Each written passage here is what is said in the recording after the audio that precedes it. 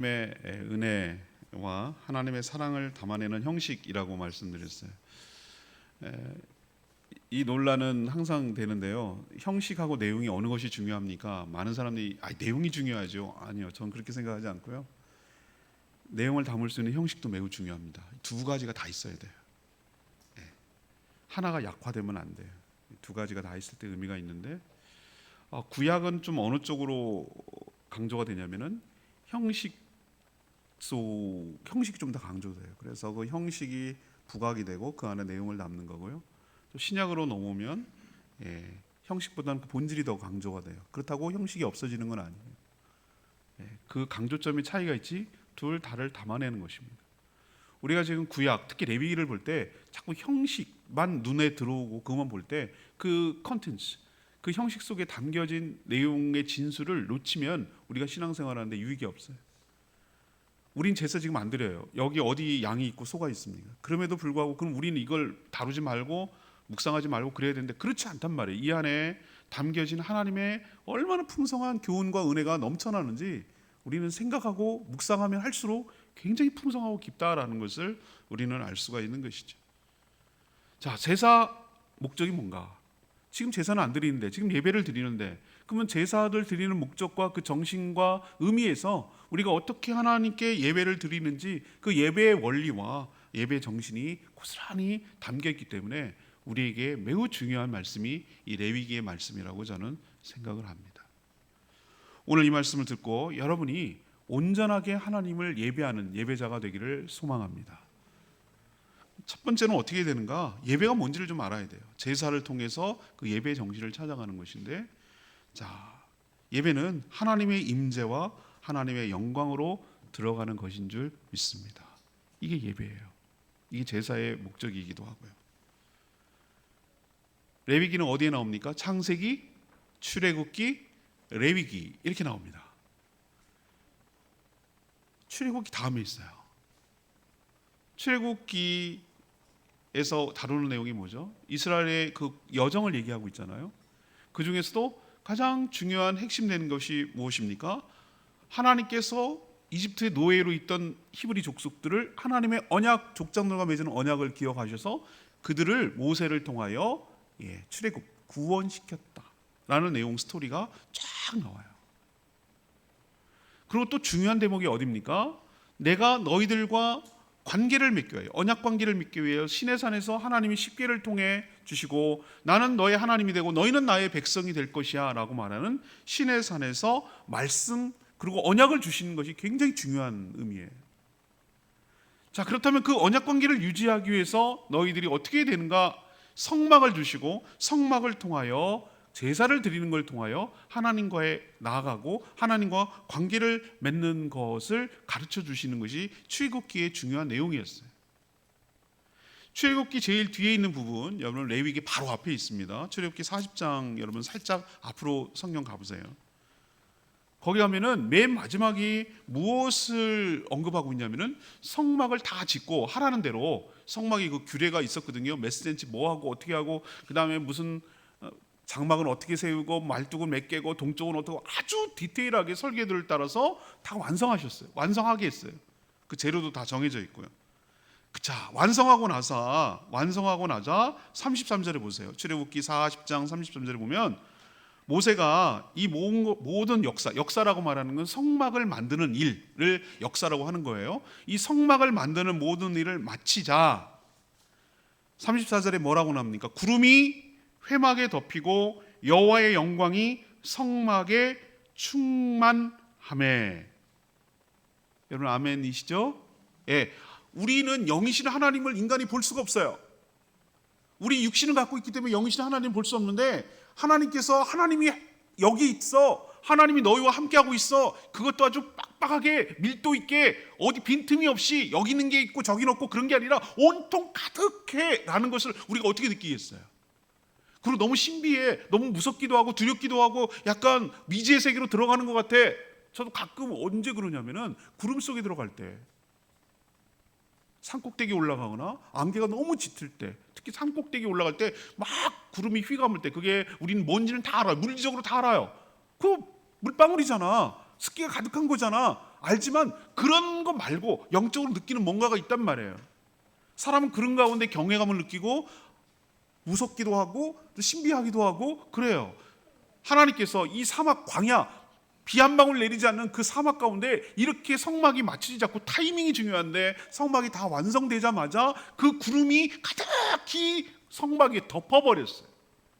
누가 봐도 이것은 하나님이 그 가운데 임재했다라는 것을 모든 백성들이 가시적으로 볼 수 있었어요.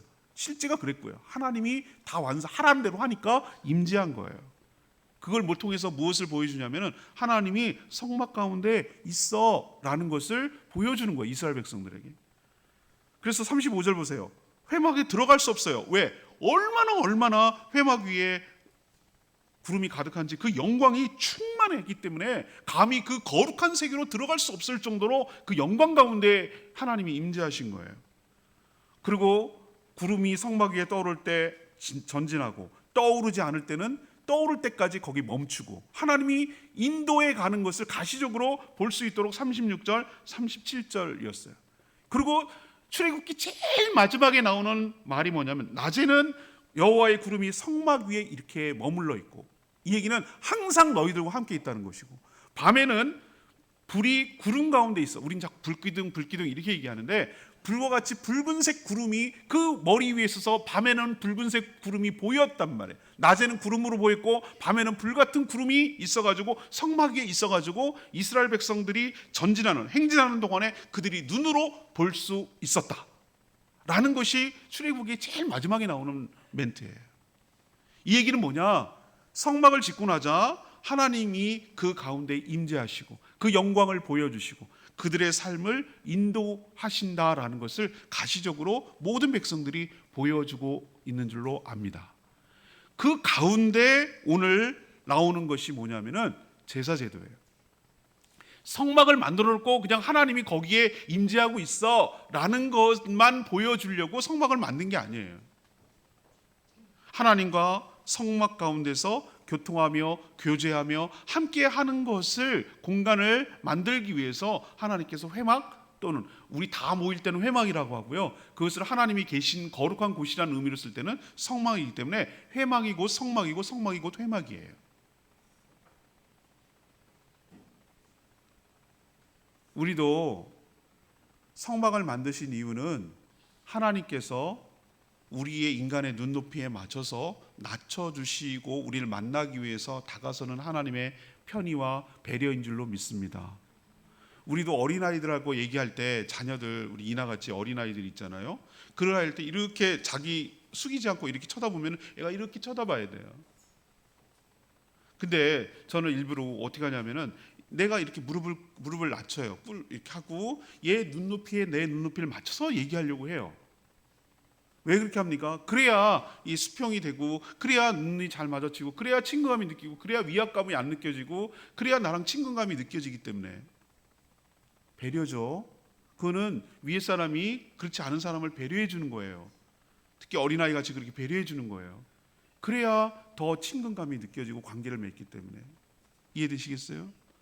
성막이 그런 의미예요. 하나님은 어디에 갇힐 분이 아니에요. 그 좁아 터진 그 성막, 하나님이 영광 가운데 어느 우주로도 담아낼 수 없고, 하나님이 다 이 모든 것을 창조하신데 어디에 갇힌단 말이에요. 어디에 있고 어디에는 없고, 그게 말이 돼요? 자기 피조물에 갇히는 신이 어딨냐고요. 그걸 만든 것에 갇히는 분이 어딨냐고요. 집이 필요합니까? 하나님이 영이신 그분이, 자유로운 분이 무슨 집이 필요하겠어요.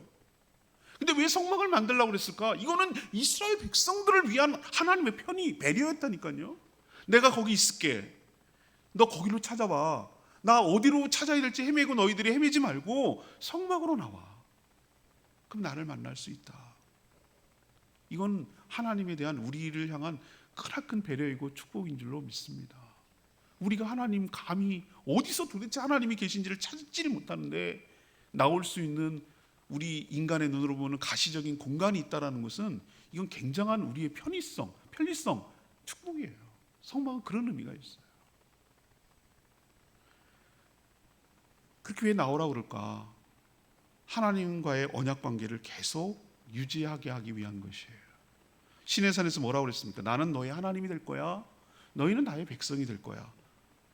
언약과 가장, 오늘 제가 목회 칼럼에 신약에 대해서 썼습니다만, 이 언약 관계에 가장 비슷하고 유사한 것은 제가 결혼 서약이라고 말씀드렸어요. 같지는 않아요. 어디다 비슷한 것을 찾아낼 수는 없지만 가장 근접한 게 그래요. 결혼은 관계 언약이에요. 관계 언약. 자, 두 사람이 이제 사랑하고 결혼하기로 하고 결혼식 세레모니를 하면서 묻습니다. 주례자가 이 사람을 유일한 배우자로 여기고 살겠느냐. 또 반대로 또 묻습니다. 그러면 똑같이 대답하고 고백하고 선언합니다. 하객들과 하나님 앞에서 증언하고 고백하는 것이죠. 그걸 뭘 말하는 거예요? 그 뭐 주고받는 게 있나요? 양쪽에? 아니에요. 그런 관계를 유지하겠다는 약속이에요. 이 얘기는 뭐냐? 이제 이 배우자를 선택하고 결혼하면은 다른 이성과는, 다른 사람과는 그런 결혼 관계를 유지하고 이성으로 배우자로 여기지 않겠다는 뜻이에요. 하나님과 우리 사이에 그런 거예요. 내가 너의 하나님이 된다는 것은 내가 다른 백성이 아니라 너희들을 독점적으로 내가 할 거야. 너희도 다른 신을 섬기지 말고 나 여호와 하나님만을 섬겨야 돼. 이제는 너희들은 딱 결속됐어. 나와 둘만의 관계가 있는 거야. 다른 데 눈길 주면 안 돼. 라는 어떤 관계 언약이 언약이라고 할 수가 있어요. 하나님이 이것을 굉장히 충실하게 잘 지키셨어요. 이 언약을 어긴 쪽은 항상 인간들이라고 제가 말씀드렸어요. 그러면은 관계가 깨진다는 건 뭐냐면 약속이 깨지는 거예요. 다른 거는 부부 사이에 다 참고 어떤 건 용서가 되는데 정말 견딜 수 없게 모멸감을 느끼고 관계가 유지하기 힘든 것은 외도하는 거예요. 그건 정말 견딜 수가 없어. 나를 모멸하는 거고 나의 존재감과 나의 관계를 근본적으로 파괴하는 거예요. 하나님이 그렇게 표현하셨어요. 나는 너희의 남편이 돼가지고 내가 너희의 모든 것들을 다 제공해. 너는 딴 데 눈길을 주고 딴 데 한눈 팔고 그런 것이 내가 견딜 수가 없다. 죄를 짓게 되면 관계가 깨지고 관계가 깨지면 모든 게 다 뒤틀어져서 아무것도 우리 사이에 있을 수 없어요. 우리도 여러분 관계 손절한 경우 많잖아요. 관계를 맺고 있을 때는 굉장히 주고받는 게 좋아요. 근데 딱 손절되는 순간 카톡도 사라져요. 저 그런 거 많이 경험했어요. 완전 딱 자르더라고. 저랑 관계된 모든 것들을 다 잘라내더라고요. 저랑 추억된 거 모든 것들을 다 지우더라고요. 연락 안 해요. 본척만척해요. 지나가는데도 본척만척하더라고. 관계가 그런 거예요. 관계가 좋을 때는 좋지만 딱 끊어지면은 냉정한 게 관계더라고. 사람 사이에 그럴진데 하나님과의 인격적인 하나님과의 관계도 똑같다고 저는 봐요. 하나님과의 관계가 죄 때문에 틀어졌는데 하나님은 그걸 견딜 수가 없어. 하나님 관계대로 언약대로 한다면 이들을 내치고 다 심판해야 돼요. 근데 하나님 또 그럴 수가 없는 게 하나님이에요. 하나님은 공의 하나님이기도 하지만 또 사랑의 하나님. 이들과 계속 놓칠 수 없는 그 하나님의 정말 절절한 마음과 사랑이 좀 느껴져요. 그래서 어떻게 하기를 원하는가? 이 친밀한 관계, 언약 관계를 유지하기 위한 하나의 방법을 제시하셨는데 허물과 죄악을 많은 이 백성들을 다시 관계를 맺으려면 이 죄악에 대한 해결책이 필요했는데 그게 바로 제사였어요. 왜 제사를 드려야 될까요? 언약을 맺을 때 장면을 보면 알아요. 아브라함과 언약을 맺을 때 어떻게 했습니까? 동물을 반으로 쪼갰어요. 쪼개면 당연히 피가 나오겠죠. 밤이 됐는데 아브라함과 횃불을 들고 했어요. 횃불은 하나님이 임재하는 상징이었어요. 그 동물을 자른 가운데를 아브라함과 하나님이 지나가셨어요. 모든 언약에는 다 피가 있어요. 그 무엇을 의미하는가? 양쪽 중에 누가 언약을 어기는 쪽이 동물이 쪼개져서 죽듯이 피 흘려 죽을 거야. 언약이란 알고 보면은 목숨 걸고 지켜야 되는 무시무시한 살벌한 계약이에요. 만약에 언약대로 했으면 우리는 하나님 앞에 다 죽어야 될 죄인이에요. 그래서 실제로 죽는다는 걸 보여주기 위해서 하나님이 제사 제도를 통해서 누군가 나 대신해서 죽어서 죽음으로 인해서 죄값을 치름으로 인해서 그럼으로 인해서 하나님과의 틀어졌던 죄의 문제가 해결되고 다시 관계를 복원시켜 나가려고 하는 하나님의 궁여지책, 하나님의 해결책이 바로 제사였어요. 그래서 제사 제도가 성막 안에서 시행된 것이에요. 제사가 5대 제사가 있어요. 다 목적과 필요에 의해서 있었던 거예요. 우리도 어떤 것을 할 때 이유 없이 하는 거 없잖아요.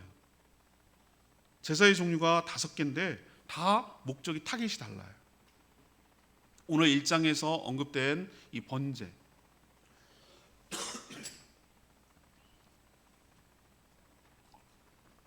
번제를 한마디로 목적을 정의하자면 온전한 헌신이에요. 가죽만 재배하고 전부 다 태우는 거예요. 홀랑불로 타는 거예요. 소제는 곡식으로 드리는 것인데 이것은 하나님께 온전하게 순종하겠다는 의미가 있어요. 화목제는 무엇입니까? 하나님께 감사한다는 의미가 있어요. 속죄제는 무엇입니까? 우리의 죄를 정결케 하고 회개하는 의미가 있어요. 속건제는 무엇입니까? 남에게 피해를 준 것에 대해서 배상한다는 의미가 있어요. 이 5가지가 제사의 방법이었어요. 종류였어요. 그리고 그것을 온전히 태우는 거 화제, 들어 올리는 거 거제, 흔드는 거 요제. 이거는 방법에 관한 문제고요. 목적에 따라서는 이 5가지가 있었어요. 근데 오늘 제가 여러분에게 이 레위기를 시작하면서 이제 2달 동안 레위기를 묵상하셔야 되는데, 여러 오늘 본문들이 많이 고를 수 있었지만, 선택할 수 있지만, 한 주간에 5대 제사에 고를 수 있지만, 그냥 첫 번째 이 번제에 대해서 모든 제사가 잘 담겨 있다고 판단해서 했는데 여러분 1절 보세요. 2절 보세요. 1절이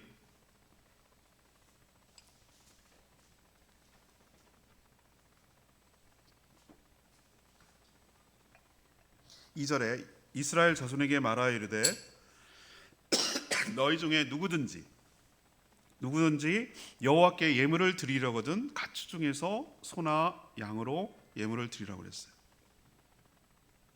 여기서 너희는 누구입니까? 하나님의 택한 이스라엘 백성인 줄 믿습니다. 이것을 우리에게 적용하면 무엇이 됩니까? 하나님을 믿는 모든 성도들이 바로 여기에 해당될 줄로 믿습니다. 그럼 여기서 누구든지라고 말하는 것은 성도라면, 하나님의 택한 하나님을 믿는 성도라면 예외 없이 그런 뜻이에요.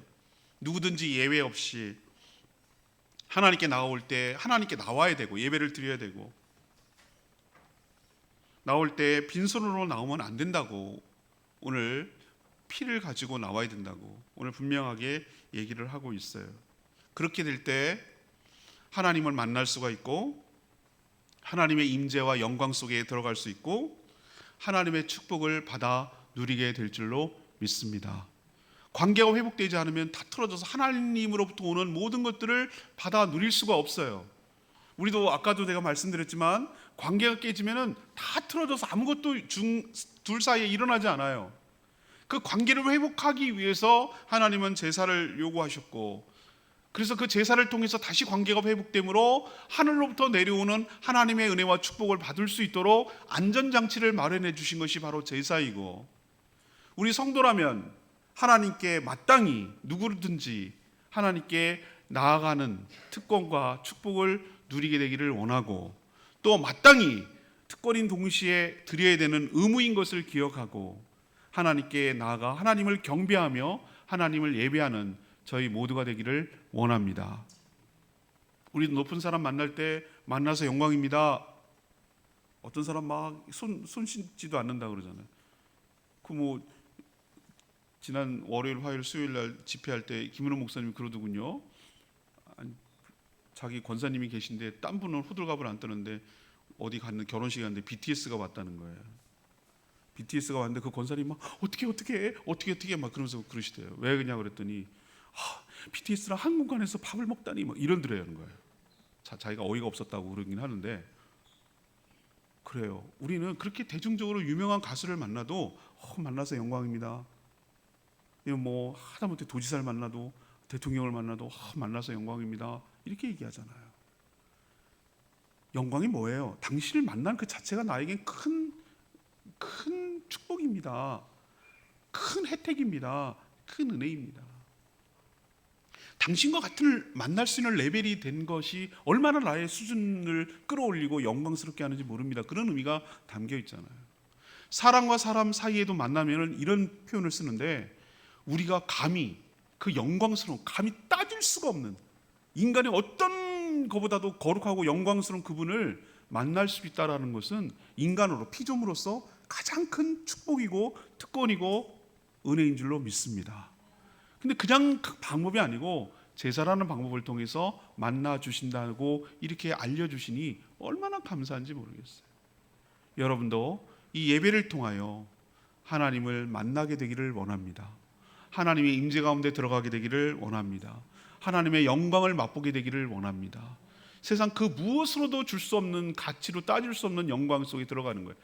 돈 1억 주면 너 거기 가서 만날게. 1억 이상의 가치가 있어. 1억이 문제가 아니에요. 하나님의 영광 가운데 우리가 들어간다는 것은 인간이 피조물로서 누릴 수 있는 최고의 기쁨이고 최고의 축복이에요.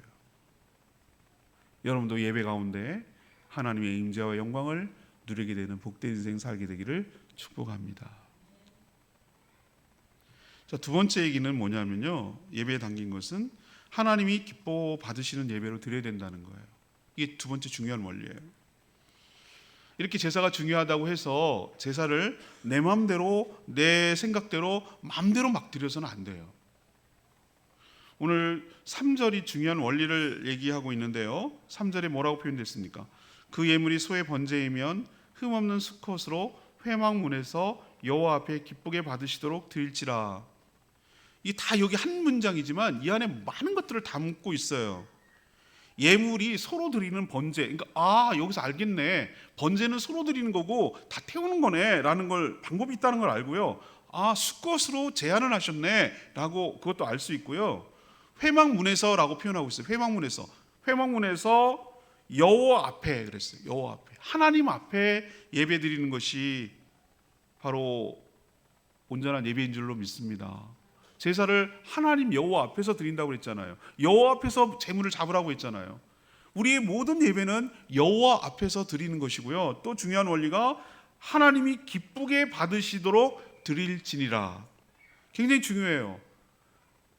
내가 기쁘도록 받는 게 아니고요, 하나님이 기쁘시도록 받는 예배를 드려야 될 줄로 믿습니다. 우리도 소비자가 만족시키기 위해서 모든 회사는 노력하잖아요. 서비스업이 그렇잖아요. 고객 만족을 위해서 하잖아요. 자기중심적이 아니라 고객 중심으로 하잖아요. 일상의 우리 인간 사회도 그럴진데, 예배 드릴 때는 당연한 거예요. 우리 입장이 아니고, 우리 좋자고 하는 게 아니고, 우리 기쁘고 우리 행복하려고 하는 게 아니라 하나님이 기쁘시게 하는 예배를 드려야 할 줄로 믿습니다. 나를 기쁘게 하면 안 돼요. 제가 지금 굉장히 중요한 얘기를 했는데 여러분들이 이게 얼마나 받아들이셨는지 모르겠어요. 근데 가면 갈수록 예배가 망가지고 타락했다는 증거가 나를 기쁘게 하는 예배를 드리려고 해요. 교회당 예배당이 좁아서 1, 2, 3, 4부 예배 드리는 경우도 물론 있어요. 근데 일부 예배를 7시에 드리는 교회도 있어요. 왜 그렇게 하는가? 물론 공간이 좁아서 그렇다고 있을 수 있어요. 빨리 하고 사업 나가고 골프 치러 나가야 되거든요. 이건 철저하게 자기를 기쁘게 하는 예배예요. 하나님을 기쁘게 하는 예배가 아니에요. 하나님께 맞추는 예배가 아니에요. 하나님께 맞춘다는 얘기는 나를 다 포기하고 내려놓고 거기에 맞춘다는 얘기예요. 그래서 정한 시간에 예배를 드려야 되는 거예요. 하나님께 맞추는 거예요. 온라인 방송으로 그냥 앉아가지고 드리면 되지, 그거는 정말 하나님을 기쁘게 하는 게 아니라 자기 편의성을 따지는 거예요. 화려한 오케스트라와 막 이런 거, 파이프 오르간 막 잘 생각해야 돼요. 그 한 끗 차이예요. 나를 기쁘게 하는 것인가, 하나님을 기쁘게 하시는 것인가. 이 원리가 놓쳐지면 한순간에 예배가 무너지고 말아요. 여러분도 명심하십시오. 하나님 앞에서 하나님을 기쁘시게 해드리는 것이 예배의 본질인 줄로 믿습니다. 그리고 여기서 하나님께서는 절차와 방법을 구체적으로 디테일하게 제시하고 있으시잖아요. 하나님 그럼 어떻게 기쁘시게 하는 건데요? 모르잖아요, 백성들이. 그래서 이렇게 하는 거야 라고 친절하게 가르쳐주고 계세요. 그 원리도 우리를 잘 알고 적용해야 돼요. 먼저 어디서 예배를 드려야 되냐면은 암대나 막 사방이나 이방 잡신들처럼 논두렁 밭두렁 산 올라가 꼭대기 올라가고 이런 게 아니고 성막에서 예배를 드려야 돼요. 성막 안에서 예배를 드린다고. 하나님의 임재와 하나님의 영광 가운데서 예배를 드리는 게 맞아요. 그게 하나님 앞에서 드리는 거예요. 그리고 혼자서 드릴 수 없어요. 항상 제사는 제사장이 있어야 돼요. 제사 드리는 사람이 있고 제사장이 있고 제물이 있어야 돼요. 이 세 가지가 항상 갖춰져야 돼요. 제사 목적에 따라 제물이 반드시 있어야 돼요. 제물 없는 예배, 이걸 자꾸 여러분 헌금이라고 생각하지 마세요. 예수 그리스도의, 좀 이따도 결론적으로 얘기하겠지만 예수 그리스도의 보혈을 의지하고 나가는 예배를 드려야 되기를 원합니다. 빈손으로 오지 않냐고 하나님께 어떤 목적에 부합하도록 하나님께 온전한 제물을 드리도록 하는 예배가 온전한 예배인 줄로 믿습니다. 근데 하나님께서 2절에 명시해놨잖아요. 너희 가축 중에서 라고 했잖아요. 가축 중에서 소나 양으로. 옛날에는 가축, 목양을 했기 때문에 가축이 자신의 재산이었어요. 농산물하고 소, 양, 가축이 자신의 재산이었어요. 이거는 자신의 수입이에요. 수입. 왜 사냥을 하고 무엇을 잡아가지고 드리라고 하지 않고 가축 중에서 했을까? 자기 희생과 헌신이 따라야 될 줄로 믿습니다.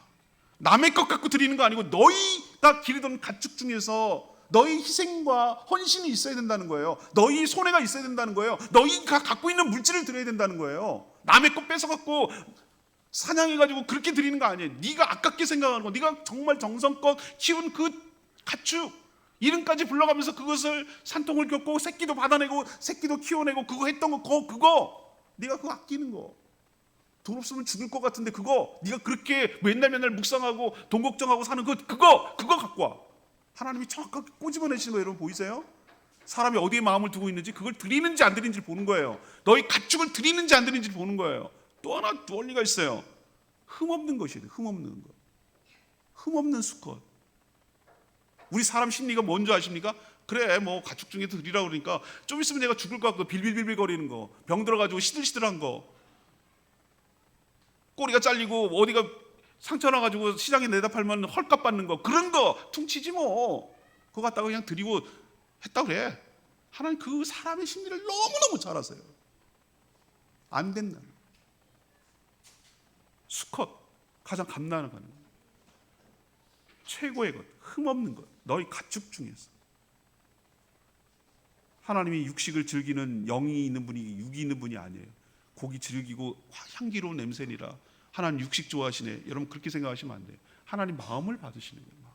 네가 어떤 태도로 예배를 드리는지를, 이게 하나님을 기쁘시게 하는 예배인 줄로 믿습니다. 그래서 우리가 헌금을 드릴 때 제가 옛날에 그게 너무너무 불편했어요. 그래서 안 한다고 그랬잖아요. 잠자리채 갖고 막 이렇게 하고 억지로 헌금을 요구하는 거. 헌금은 이미 준비된 데서 결판 나는 거예요. 미리 준비된 데서 끝나는 거예요. 여기서 어떻게 하려고 하지 마세요. 준비된 그 마음 상태가 여러분의 마음이에요. 그래서 미리 예배 들어오기 전에 하라고 한 이유가 여러분의 마음을 드리는 거기 때문에. 즉석에서 하지 마세요. 제발 그런 거 하지 마세요. 어떤 사람 보면은 헌금에 봉투도 담아오지 않은 정성도 없어. 그냥 성의 없이 드리는 분이 있어요. 하지 마세요 그런 거. 하나님 그지 아니에요. 준비된 예배, 하나님을 기쁘시게 하는 예배를 드리는 저와 여러분 되기를 소망합니다. 그리고 예배 형식 중에서 굉장히 중요한 원리가 하나 있는데, 모든 희생 제사에서 다 동일해요. 희생 제사가 자기가 기부든 거 가축이 끌고 옵니다. 제상 앞으로 옵니다. 가장 중요한 행위가 뭐냐면 안수예요. 안수. 우리 목사 안수, 장로 임직할 때 안수하는데, 안수가 손을 머리에 얹는 것을 안수라고 그래요. 여러분 임직식 같은 데 가서 보면은 장로님 세울 때, 목사님 세울 때 보면은 먼저 된 분들이 손에다 이렇게 안수를 합니다. 머리에 안수되고 축복기도 하고 하나님께 선언하죠. 안수의 개념이 뭔지 아십니까 여러분들? 여기서 나왔는데, 안수는 두 가지 의미가 있어요. 하나는 전가, 그래서 또 다른 의미는 대신이에요. 나의 모든 허물과 죄악이 이 아무 죄 없는, 아무 잘못 없는, 얘는 주인 잘못 만났어. 얘는 억울해. 주인이 끌고 가서 끌고 왔는데 그날이 죽는 날이야. 자기가 잘못한 거 하나 없어요. 주인에게 뒤집어 씌우는 거야. 우리도 왜 죄를 뒤집어 씌운다 그러잖아요. 지금 안수하는 순간 나의 모든 허물과 죄악은 얘로 대신되는 거예요. 전가되고 대신되는 거예요. 그 지금부터 이 재물에게 일어나는 모든 일은 곧 나에게 일어나는 일을 내가 지켜보고 있는 것이, 죄가 이렇게 심각한 것이구나. 얘가 피 흘려 목을 탁 치고 피를 쭉 받아요. 양은 멍청하게 피가 뚝뚝뚝뚝 떨어지는 것도 모르고 있다가 피가 다 빠져나가면 푹 쓰러져서 죽어요. 그거를 다 지켜봐야 돼 제사자가요. 아깝다. 불쌍해라. 이렇게 심각한 건가? 또 이 제사를 드려야 된다고? 드리면서 별 생각이 다 나요. 별 생각이. 사람은 퍼포먼스, 이 상황을 지켜봐야 되기 때문에 얘가 내 대신에 죽는구나. 내 죄가 이렇게 심각한 것이구나. 하나님 이렇게라도 해서 나를 살리려고 하시는 거구나. 죄를 지면 엄청난 값지불을 해야 되는 거구나. 이걸 통해서 양과 소가 죽는 것을 보면서 제사장은 느끼는 거예요. 피를 받아서 피를 제단에 뿌리고 뿔에 바르고 제단 밑에 붓고, 왜 피가 그렇게 중요할까? 하나님은 피에 생명이 있다고 하셨어요. 피째 먹지 말라고 하셨어요. 피, 지금도 블러드를 못 만들어내요. 수혈을 해야 돼요. 피에 생명이 있어요. 이 피를 쏟는다, 바른다는 얘기는 생명을 던지고 생명을 희생한다는 의미가 있다. 죄가 용서받기 위해서는 반드시 생명이 희생돼야 된다라는 것을 우리에게 가시적으로 분명하게 보여주고 있는 줄 믿습니다. 그래서 예수 그리스도의 보혈이라고 말하는 거예요. 그냥 피가 아니라 보혈, 보배로운 피라고 말하는 이유가 거기에 있어. 아니면 내가 죽어야 돼. 아니면 내가 저렇게 죽어야 돼. 동물은 피를 다 빼고 나서 쓰러지면 가죽을 발가벗깁니다. 죄의 수치를 드러내는 것이. 너를 가려질 수 있는 건 아무것도 없다라는 것을 다 해체시키는 거예요. 다 빨가벗기는 거예요. 그리고 각 뜨는 거예요. 북한에서 쓰는 말이죠. 각을, 원수의 각을 뜨고 할 때 각 뜨는 건 요즘 말하면 해체하는 거예요. 해체. 참치 해체쇼. 뭐 이렇게 하는 것처럼 부위마다 자르는 거예요. 조각 내는 거예요. 다 벌려내게. 완전히 벌려놓고 조각 가슴 부위, 다리 부위, 팔 부위 이렇게 다 조각 내는 거예요. 산산조각. 너희들이 이렇게 산산조각 나야 될 만큼, 죽어야 될 만큼 죄의 심각성을 느끼라는 것이죠.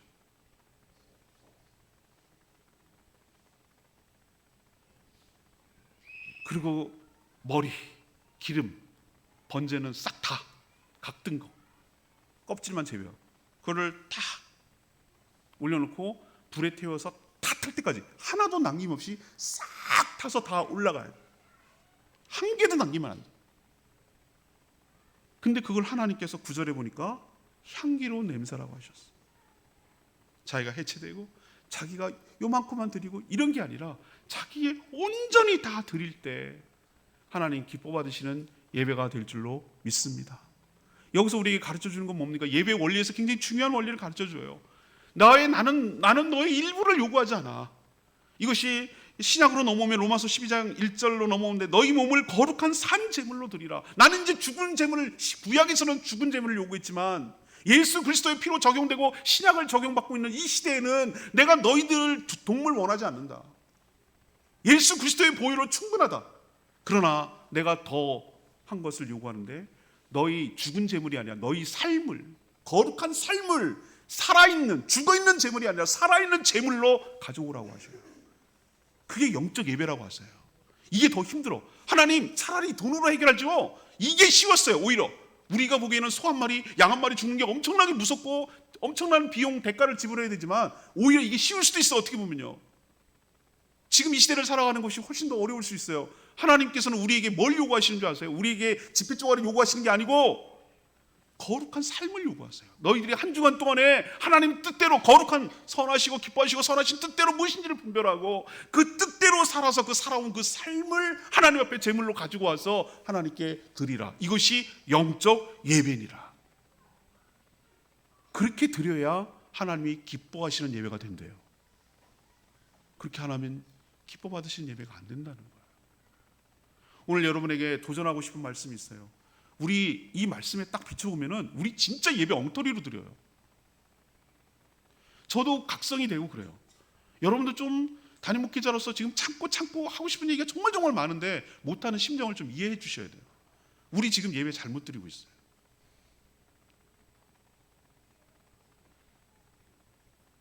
예배 시간에 좀 제발 움직이지 마세요. 예배 좀 일찍 오세요. 준비된 예배를 좀 들으셨으면 좋겠어요. 하나님이 기뻐하시는 예배.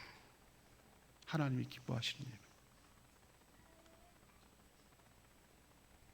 내 편의를 위해서 드리는 것이 아니고 내 유익을 위해서 드리는 것이 아니고 하나님을 만족시키고 하나님이 용납하실 만한 예배를 온전히 드리는 저와 여러분 되셨으면 좋겠습니다. 예배에 성공해야 삶이 성공하는 거예요. 선순환이 일어나요. 가인이 예배에서 제사에서 실패하자 살인자로 전락했어요. 예배에 성공해야 삶이 성공하는 거예요. 선순환이 일어나요. 삶의 성공이 또 다른 좋은 예배로 이어지는 것이에요. 여러분도 온전한 하나님이 기뻐하시는 예배 드리는 저와 여러분 되기를 소망합니다. 세 번째는 뭐냐? 하나님께 온전한 헌신을 드리고 정결해야 됩니다. 오늘 1장은 번제에 대해서 다루고 있는데 번제는 9절에 있는 표현처럼 한 개도 남김이 없이 싹 다 드리는, 그래서 번제의 목적은 온전한 헌신을 상징한다고 말씀을 드렸어요. 먹을 게 하나도 없어. 다 제예요. 제로 남아요.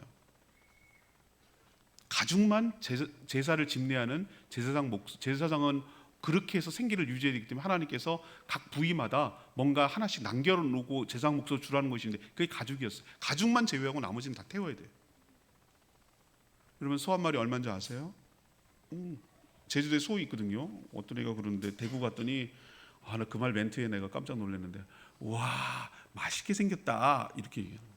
깜짝 놀라서 걔 멘트 보고 한우 불고기 보고 생각났나 봐요. 링 걸고 자유롭게 다니는 그 소 한 마리가 1,000,000원 한다 하더라고요. 1,000,000원. 그냥 200g씩 먹으면 600명이 먹을 수 있는 양이라. 1,000,000원. 송아지는 그보다 좀 싸겠죠? 예, 싸다고 칩시다. 근데 1-2만 원 하겠어요? 송아지가?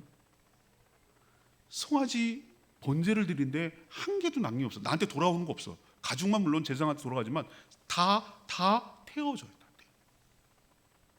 이거야말로 비효율이야. 이 엄청난 비용과 부담이 들어가는 거예요. 제사 한 번 드릴 때마다. 근데 한 번으로 일생에 한 번만 드리는 게 아니에요. 수시로 상번제라 가지고 아침 저녁으로 얘네들은 계속 드려야 되거든요. 이런 일을 할 때 여러분 이거 아까워서 1,000,000원 날아가는 거예요. 여러분 드릴 수 있겠어요? 살 떨릴 걸? 내가 무슨 거부예요? 소가 한 1,000마리쯤 되고 10,000마리쯤 돼가지고 뭐 그거 하나 좀 드려도 뭐 괜찮아 이래요? 아니에요. 당시에는 그렇게 많지 않았어요. 뭐 숫자마다 부자마다 다르겠지만 모든 소는 자기에게 굉장히 피 같은 정말 중요한 재산이에요.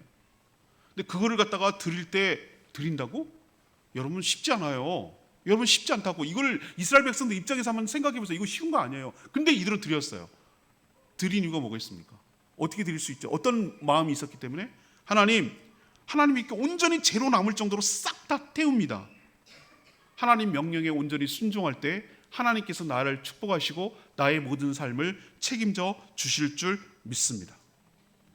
하나님 베풀어 주신 애가 너무나 구원의 은총이 너무 크고 나 같은 죄를 구원해 주시고 출애굽시켜 주시고 택한 백성으로 삼아 주시고 하나님의 영광과 임재 가운데 들어가는 특별한 백성으로 삼아 주시는 애가 너무나 커서 이 재물이 다 타올라가듯이 저를 하나님께 온전히 드리오니 주님 저를 받아 주시옵소서. 저의 모든 삶을 책임져 주시옵소서 라고 하는 온전한 하나님께 대한 충성, 하나님께 대한 온전한 헌신이 이 번제 가운데 들어있는 거예요. 감사는 별도예요. 감사는 화목제를 통하여 드리는 거고 속죄는 별도예요. 속죄제를 통해서 드리는 거예요. 헌신, 하나님께 예배의 가장 기본이 되는 이 번제는 하나님 저의 모든 것을 하나님께 온전히 드립니다. 저를 드립니다. 10분의 1을 11조로 드리는 것은 10분의 1이라는 의미가 아니라 그 전부를 드린다는 말에서 소재는 한 움큼만 가지고 집어가지고 던지면 그게 상징물이라고 해서 상징물이라고 말하는 것은 이 전부라는 의미, 상징이라는 뜻이에요. 기념물이라는 건. 11조를 드린다는 얘기는 뭐냐? 하나님 저의 소득의 전부를 하나님께 드립니다. 그럼 네가 어떻게 살 건데? 하나님 그렇게 받으시기에 합당한 분이고 그렇게 받으실 만한 분이고 또한 하나님께서 그렇게 해도 나의 모든 삶을 책임져 주시며 더 큰 소득으로 우리를 풍족하게 하실 분인 줄로 믿습니다. 믿음이 재물을 통해서 나타나는 거예요. 그러니까 아깝지가 않은 거예요.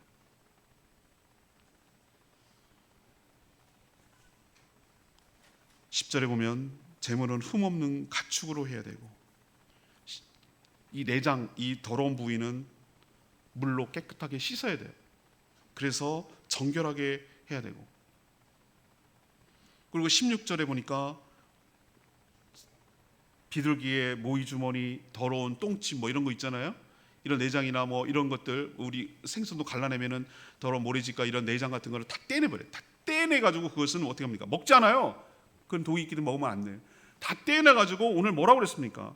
제단 동쪽 재버리는 곳에 던지라는 거예요. 재버리는 곳이 뭐죠? 소각하고 폐기 처분하고 없어지는 것이, 이건 하나님께 드리는 원리가 중요한 게 있어요. 가장 좋은 것을 하나님께 드린다는 원리, 물로 깨끗하게 씻어서 정결하게 되어서 하나님께 드린다는 의미, 더럽고 추악한 죄는 회개함으로 다 재로 버리는 곳에 깨끗하게 제거해서 드린다는 원리가 이 가운데도 들어있어요. 소 드릴 수 없는 사람들은 어떻게 합니까? 비둘기들이라고 그랬어요. 14절에 보니까 비둘기 2마리라도 드려요. 하나는 번제, 하나는 화제로, 하나는 속죄로 드리라고 그랬어요. 2개를 드려야 돼요. 그렇지만 빈손으로 나와서 드리서는 안 돼. 가난하고 부자의 차이 때문에 형편을 배려해 주지만, 그렇지만 하나님께 나올 때는 빈손으로 나오지 않고 반드시 피가 있는, 제물의 희생이 있는 것을 가지고 나와야 된다라는 것을 우리에게 가르쳐주고 있는 줄 압니다. 우리가 하나님께 예배드릴 때 형편이 다 다르고 그럴 수 있어요. 그러나 자기 형편에 최선을 다해서 하나님께 준비해서 드리게 되기를 원합니다. 과부가 2렙돈, 땡그랑 동전 요즘으로 치면 1,000원, 1,000원, 2,000원 정도 해당되는 돈이라고 말씀드렸어요. 예수님은 그것을 바라보시고 이 과부는 자기의 전부를 드렸다고 했어요. 자기의 전부를 드리는 온전한 헌신으로 더럽고 추악한 것은 다 떼버리고 예수 그리스도의 보혈로 정결하게 되고, 예수의 보혈로 정결하게 씻고 하나님 앞에 나아가 온전히 자신을 드리는 저와 여러분 되기를 소망합니다. 왜 예배 시간마다 참회의 기도를 드립니까?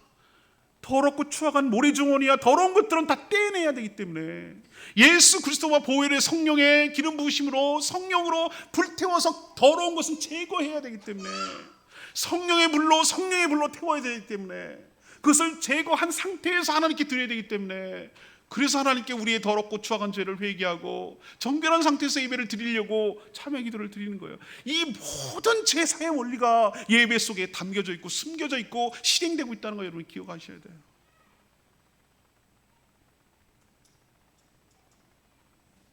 오늘은 예배에 대해서, 제사에 대해서 얘기했는데, 지금은 제사, 동물 제사를 드리지 않아요. 제가 결론적으로 말씀드리면 그 이유는 딱 한 가지밖에 없어요. 구약시대에 제사를 드리기 위해서 3가지가 있어야 된다고 했어요. 제사자가 있어야 되고요, 제사 드리는 사람이, 제사장이 있어야 되고요, 또 희생 제물이 있어야 돼요. 지금 우리는 제사 드리는, 예배 드리는 나는 있어요. 제사장이 누구십니까? 우리의 대제사장 되시는 예수 그리스도가 계신 줄 믿습니다. 예수 그리스도와 협업 관계로 이루어져야 돼요. 자, 잡는 건 내가 하지만 갖다 드리고 제단에 올리는 건 제사장의 몫이에요. 불로 태우는 것도 역시 제사장의 몫이에요. 이 모든 것이 완결됐다고 선언하고 선포하는 것도 제사장의 몫이에요. 제사장 없으면 일이 안 돼요. 둘이 협력 관계로 주고받고 이렇게 하면서 드리는 거예요. 재물 없으면 안 돼요. 근데 동물은 있을 때마다 껌껌이 드려야 돼요. 불완전하고 그림자란 얘기예요. 진짜는 예수 그리스도의 몸인 줄로 압니다. 동물이 아닌 사람, 그것도 죄 없는 사람, 예수 그리스도께서 자기가 대제사장이 되시고 동시에 제물이 되셔서 하나님 앞에 십자가의 보혈을 흘리고 죽으심으로 우리의 과거, 현재, 미래, 나와 너와의 모든 죄를 다 담당하시고 십자가에 죽어서 희생함으로 인해서 그 보혈을 들고 하나님께 나아가게 되는 줄 믿습니다. 그래서 예수 그리스도 이름으로 기도해야 되고, 예수 그리스도 때문에 하나님 앞에 자기의 휘장을 찢어서 몸을 찢어서 하나님의 존전에 지성소 앞으로 나갈 수 있도록 은혜를 베풀어 주시는 하나님 은혜에 감사하면서 예수 의지하고 예수 보혈을 덮고서 하나님께 나아가 하나님의 경배하고 예배하고 하나님의 영광과 하나님의 임재를 경험하는 그 황홀함을 잊을 수 없는, 세상이 그 무엇으로도 가져다 줄 수 없는 예배의 진짜 진수를 여러분이 맛보게 되기를 축복합니다. 우리는 찰나적인 짜릿한 콜라 같은 세상의 재미와 쾌락을 쫓아가서 살 때 그 뒤에 허망함이 더 무너지고 더 괴로움과 더 죄책감이 무너지는 그런 재미 말고, 감히 나 같은 죄인을 하나님이 불러주시고 그 설 수 없는 그 자리에 서서 하나님의 임재를 바라보고 하나님의 영광 가운데 내가 취해 살아가고 그 가운데 있다라는 자체가 황홀하고 영광스럽고 고마우고 축복인 것이에요. 그렇게 되기 위해서는 우리는 하나님이 기뻐하시는 온전한 예배를 드려야 될 줄로 믿습니다. 예배는 부담스러운 의무가 아니라 성도가 가진 가장 큰 특권이기도 하고 가장 큰 축복인 줄 믿습니다. 예배를 통해 하나님과의 언약 관계가 유지되고 예배를 통해 하나님이 우리와 임재하시고 하나님이 동행하여 주실 줄 믿습니다. 예배는 나 기쁘게 드리는 것이 아니라 하나님을 기쁘시게 예배를 드려야 됩니다. 그래서 영과 진리, 다시 말해서 성령과 진리, 말씀과 예수 그리스도의 의지에서 근거해서 예배를 드려야 될 줄 믿습니다. 제물이 반드시 있어야 됩니다. 헌금이 아닙니다. 여러분의 거룩한 삶을 제물로 가져와서 하나님께 온전히 아낌없이 드리는 저와 여러분 되기를 원합니다. 찔끔 드리는 거 아닙니다. 번제는 온전히 다 태워 드리는 것입니다. 아낌없이 드리는 것입니다. 온전히 하나님께 헌신하는 것입니다. 그렇게 하면 난 뭐가 남아요? 하나님께서 나의 모든 삶이 되어주시고 하나님이 나의 전부가 되어주신단 말이에요. 내가 너의 모든 축복이 되어줄게. 돈 지어 삼고 막 있다고 자랑하지 마시고 하나님 복의 근원 되신 그 하나님이 내 편이 되어주시고 나와 함께 하시면 다 필요 없다니까 그거요. 그런 거 없어도 충분히 살아갈 수 있을 줄 믿습니다. 하나님의 복을 쏟아부어 주시고 하나님이 내가 너의 복이 되어줄게. 이러면 끝장나는 거예요. 돈 붙들고 연연하지 마세요. 하나님이 복이 되어주시면 끝장나는 거라고. 다 되는 거라고. 하나님을 원하세요. 하나님께 다 드려도 하나님이 나와 함께 하시고 하나님이 내 편이 되어주시고 하나님이 나의 복이 되어주시면 걱정할 게 없어요. 좀 그 원리를 얄팍하게 얕게 살지 마시고 순전한 마음으로 찔끔찔끔 하나님께 그렇게 하지 말고 거래하듯이 하지 마시고 온전히 하나님께 다 드려서 하나님이 나 온팍 하나님께 드리고 하나님께 던져버리는 거예요. 내 삶을, 내 온전한 삶을, 내 인생을 하나님께 던지는 거예요. 하나님께 탁 던져버리는 거예요, 자기를. 그러면 하나님이 책임진다고. 자기를 다 던져버리는 사람한테 어떻게 외면하시겠어요? 헌신은 그거예요. 그게 번제예요. 그걸 가르쳐주는 거예요. 하나님 앞에 정결한 상태로 예수님의 보혈을 근거해서 예배에 성공하는 우리 교회, 예배 잘 드리는 교회, 예배 잘 드리는 모든 성도들 다 되시기를 정말 목회자로서 간절히 소망합니다. 다음 주부터는 좀 우리 예배 드리는 태도, 정신, 자세, 원리가 좀 근본적으로 달라졌으면 좋겠다라는 게 제 개인적인 바람입니다. 온전히 잘 예배 드리는 저와 여러분 되기를 소망합니다. 오늘 말씀 붙들고 기도하기 전에 우리 예수